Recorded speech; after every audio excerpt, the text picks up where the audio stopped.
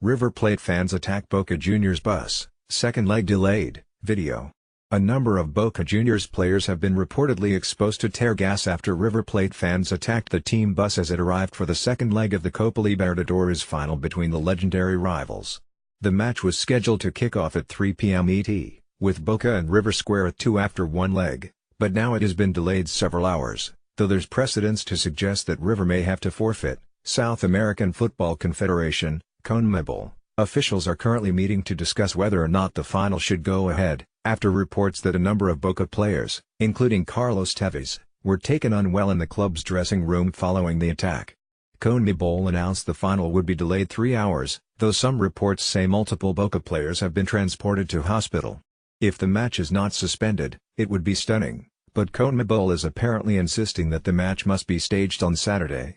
Footage before the match showed an adult strapping flares under the shirt of a child. 2 Boca players have just left via ambulance. Pablo Perez and Jara stands by their decision to postpone match until 1800.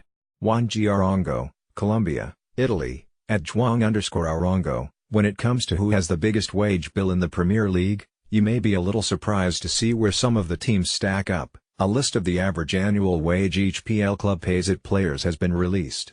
Unlike Major League Soccer and other sports leagues in the US, salary information for clubs in the UK and across Europe are generally kept secret and not released. So, this list below is an estimate from Sporting Intel on what information they've been able to acquire. Manchester United pay the highest average salary on annual basis, with Man City in second, and the 2 Manchester Giants are way ahead of Chelsea in third, Liverpool in fourth and Arsenal in fifth.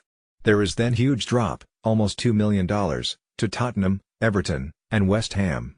That underlines the fantastic job Spurs are doing in consistently finishing in the top 4, while the Hammers have underachieved but have to pay players a premium for living in London. Some of the biggest surprises include Brighton, Burnley, Huddersfield and Wolves punching well above their weight, while the likes of Southampton and Crystal Palace are paying big bucks but not getting a lot in return as both clubs struggle at the wrong end of the PL table. Cardiff and Huddersfield are cut adrift at the bottom in terms of the average annual salary, with a significant drop of nearly $1 million after 11th-placed Southampton to 12th-placed Bournemouth. In terms of the global sports scene, United pay the 10th highest average wage of any club on the planet as they rose from 23rd last year, Man City are up to 20th from 24th and Arsenal are up to 39th from 48th.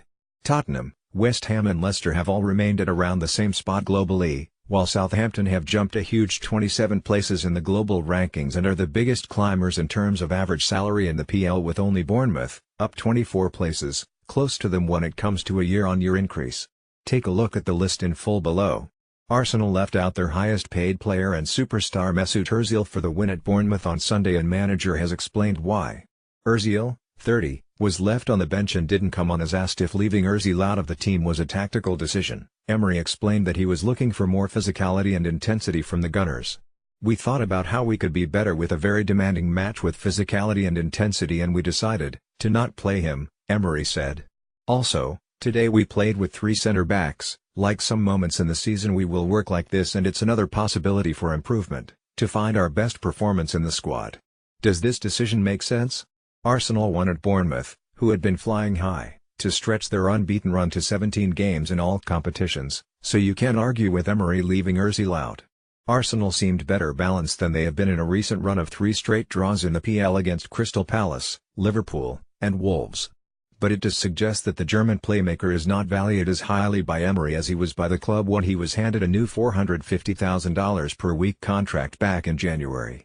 Ozil didn't warm up during the game and the likes of, who will be free to leave the club in the summer, and youngsters Matteo Gendouzi came on instead of Ozil.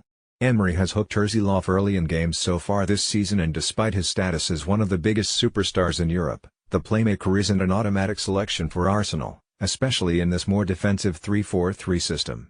That is refreshing from Emery and sends out a clear message to the rest of the squad: pull your weight or you aren't playing. Get ready to hide behind your sofa, Chelsea fans. Has once again been talking about his future at Stamford Bridge, as S-men suffered their first defeat of the season in all competitions. That terrible performance and result aside, Hazard has yet to sign a new contract at Chelsea, and as links with a move to Real Madrid continue, the Belgian star has admitted he could leave the Blues in the summer. Speaking to Canal+, Hazard did seem to rule out a move to PSG and said he would only return to his former club Lille if he moved to France. "For now I'm staying at Chelsea," Hazard said. "I have 1 year left in June. If I don't extend it, a move is possible. I can't see myself leaving in January. I wouldn't do that to the club, to the fans. Next summer it's a possibility, but it's also possible that I spend the rest of my career at Chelsea. There has been contact in the past with PSG but I haven't been tempted. If I have to go back to France one day, it would be to Lille. But today, there is no chance that I'll come back in the French league." Okay, so at least Hazard isn't going to leave in January, and once again he's left a carrot dangling in front of the noses of Chelsea's hierarchy as he admitted he could remain in West London for the rest of his career. But his admission, once again, that he could leave Chelsea with 1 year left on his contract suggests that Real and other European giants will be licking their lips at the prospect of signing the star attacker in a cut-price deal. Hazard, 27, has been in fine form in the early months of this season but has suffered a few small injuries and his playing time has been managed by Sarri, which is only natural after he led Belgium to a third-place finish at the World Cup in the summer. Even though Hazard says he will not move on in January, expect the gossip columns to be full of talk surrounding the pint-sized winger. His latest comments are the biggest indication yet that he is looking at other options, and after 7 years at Chelsea, he could well believe the time for a fresh start is here. With Real Madrid's shambolic season hitting a new low over the weekend as they miss the influence of superstar Cristiano Ronaldo, their need to bring in someone of Hazard's nature is growing by the week. Chelsea, and Hazard, knows this, and this kind of talk seems to suggest Diego Maradona is doing a fine job in charge of Mexican second-tier side Dorados de Sinaloa. When it comes to post-game interviews, he could probably do a little better than this.